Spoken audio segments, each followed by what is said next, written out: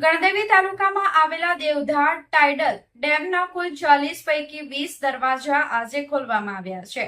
ઉપરવાસમાં સતત વરસી રહેલા ભારે વરસાદ અને બદલાયેલા હવામાનના કારણે ડેમની જળસપાટીમાં નોંધપાત્ર વધારો થતા તંત્ર દ્વારા આ મહત્વપૂર્ણ નિર્ણય લેવામાં આવ્યો છે।